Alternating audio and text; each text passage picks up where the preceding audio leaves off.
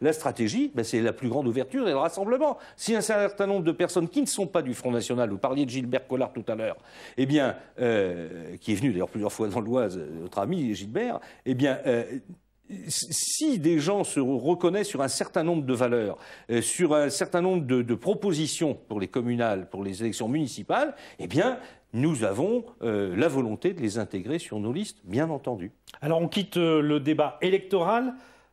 Lundi, ce sera le débat budgétaire au Conseil régional de Picardie. Un rituel pour vous, un exercice que vous connaissez bien. On vous y voit lors du dernier budget 2012. Claude Gévert annonce le plus gros budget d'investissement jamais présenté par la région. Une baisse des coûts de fonctionnement. Ce budget, vous venez d'en prendre connaissance. Je pense que vous l'avez décortiqué. Quelle analyse vous en faites? Écoutez, l'analyse sera faite tout au long de la semaine. On sait très bien que la plupart de ce qui est proposé par l'exécutif socialiste sera évidemment voté, puisque... ils ont la majorité. Non, ils n'ont pas la majorité. Avec leurs alliés. Avec leurs alliés, et surtout parce que c'est le système électoral qui donne une dose de proportionnel, une dose de proportionnel, mais aussi qui vous permet d'être représenté. Un avantage à la liste élue qui verrouille le système. Donc il n'y a plus de négociation comme on a pu connaître, ou de ce qui est le propre de la politique, c'est d'essayer de composer. Voilà, ça n'est plus le cas aujourd'hui. Bon, ça n'empêche pas que ça nous sommes là tout de même pour dire un certain nombre de choses aux Picards, à travers notamment les médias. Mais aujourd'hui, bien sûr, on peut dire que l'on investit, mais il y a quand même aussi un petit peu l'autre face de la médaille. Aujourd'hui, la dette, par exemple, le budget est tout de même, sera tout de même cette année, le budget primitif est prévu à 994 millions d'euros. Il frise le milliard. Ça n'est pas rien. L'an dernier, 950 millions. C'est donc une progression encore de 35 millions d'euros sur le budget. En 2006, mais je ne vais pas vous abreuver de chiffres, les téléspectateurs n'aiment pas ça, mais il y a quand même deux ou trois chiffres à connaître. En 2006, la dette par habitant était de 67,7 euros. En 2012, donc fin 2012, elle sera sur comment dirais-je, sur la proposition de budget primitif de 2013, pas sur le compte administratif, c'est-à-dire sur ce qui sera réellement fait, mais je suis bien obligé de me baser sur les chiffres que l'on nous fournit, de 304,46 euros par habitant. 67,7 euros en 2006, la dette, 304,46. Ce sont dans les documents du Conseil régional. D'ailleurs, on peut les retrouver dans les documents du CESR aussi. Ce n'est pas un calcul qui sort de la tête de Michel Guignot. Ce qui fait quand même un endettement qui a progressé de 354% entre 2006 et 2012. Alors, on ne va pas rentrer dans la mécanique budgétaire. Sûr. Un des gros dossiers d'investissement, c'est le projet de Canal Seine-Nord. Il ne concerne bien évidemment pas que la Picardie. Cette semaine, le ministre des Transports a rencontré les parlementaires. Ils n'en sont pas forcément sortis très rassurés.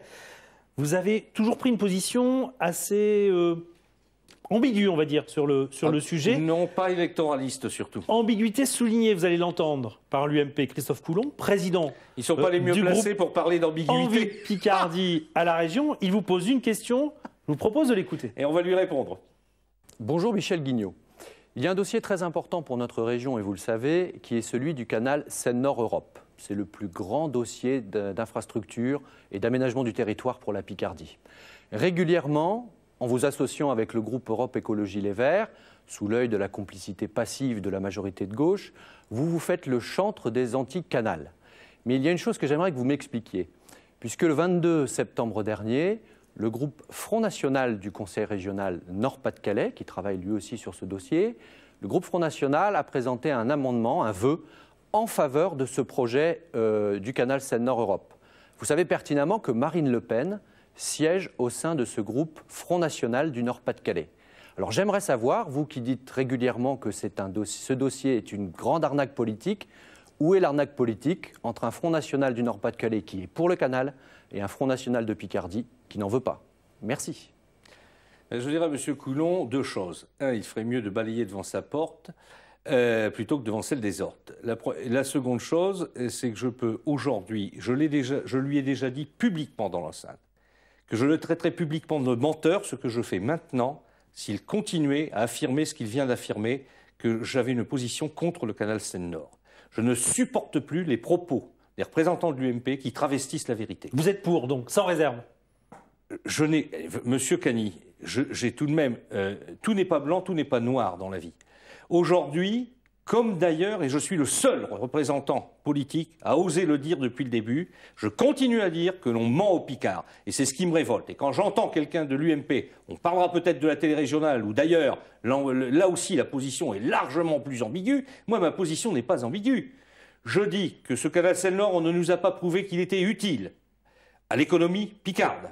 J'ai dit aussi qu'il n'y avait pas de fonds pour financer. J'ai dit aussi que cette affaire traînait depuis tellement de nombreuses années que cela ne se ferait jamais. Et j'ai été le seul homme politique à oser le dire en pleine campagne électorale, ce qui ne m'a pas fait certainement gagner de voix. Mais je refuse de mentir aux électeurs comme M. Coulon, comme le PS et d'autres. N'empêche que vous n'êtes pas en phase avec Marine Le Pen. Mais pas du tout. Ce qui se passe aujourd'hui dans le Nord-Pas-de-Calais, la partie qui pourra peut-être d'ailleurs être faite dans le Nord-Pas-de-Calais, n'est pas forcément faisable ici en Picardie, parce que c'est une affaire évidemment. Et d'ailleurs, la réponse, et le ministre me donne raison aujourd'hui dans un journal régional, puisqu'il tient quasiment les mêmes propos, M. Cuvillier, et ça date de ce matin. Hein, voilà, donc... Alors, je ne supporte pas que l'on travestisse mes positions de vote en disant que je suis opposé au canal du Nord. Absolument pas. J'ai dit que je ne croyais pas l'affaire et que c'était une arnaque politique et que l'on mentait aux chômeurs. On se quitte quelques minutes, Michel Guignot, pour le journal de la mi-journée présenté par Mathieu Chauveau.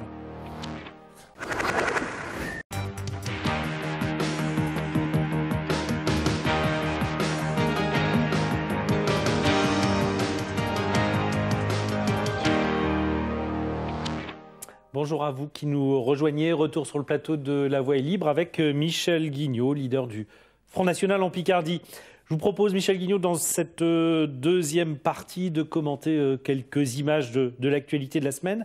Et peut-être d'abord une actualité qui concerne directement la vie politique picarde. On l'a appris hier, l'annulation de l'élection de Jean-François Mancel dans l'Oise. Vous allez présenter un candidat, j'imagine, lors de la prochaine législative partielle ?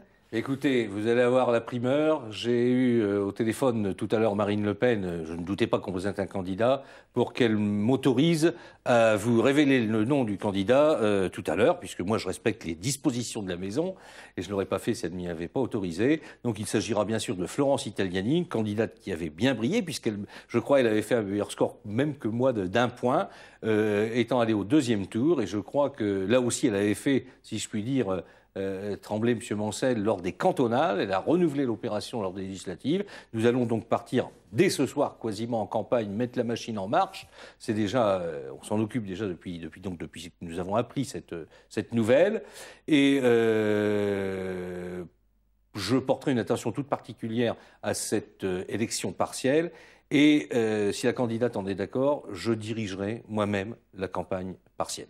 Le but du jeu, vous aurez du mal à faire élire votre candidate, c'est de faire battre Jean-François Mancel ou de faire battre rien, M. Cani. La candidate pour une élection, c'est qu'on a l'espoir de gagner. On n'y va pas pour faire de la figuration. On y va pour défendre nos idées, pour représenter nos électeurs. Et je crois que dans cette circonscription, il y en a un grand besoin de représenter. Votre cible principale, c'est Jean-François Mancel ? Eh bien, c'est d'offrir une autre voie que celle du PS, dont, on va dire, la candidate socialiste n'est pas une candidate emblématique et qui ne fait pas, on va dire, l'union de toutes les chapelles de gauche. La preuve en est, puisque la dernière fois, ce sont les Verts, je crois, qui ont présenté un candidat qui a fait un petit peu de dégâts dans leur camp. Et puis, M. Mancel, je l'ai déjà dit, M. Mancel est un homme intelligent, c'est un renard politique, avec qui nous avons eu un certain nombre de conversations à une époque, si je puis dire, qui lui-même avait dénoncé... De convergence ?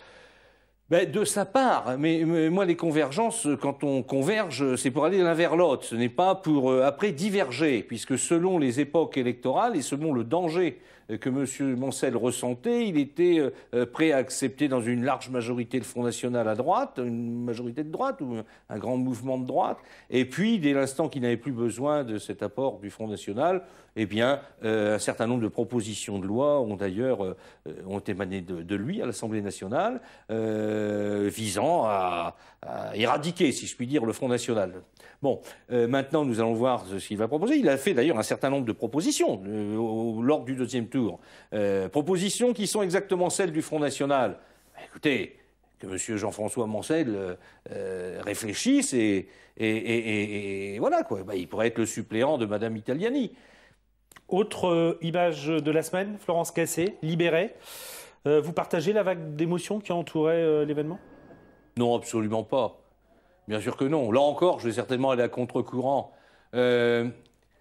Ces images sont aussi là pour, comment dirais-je, au-delà de faire pleurer dans les chaumières, mais je crois que c'est un petit peu un concours entre l'UMP et le PS qui a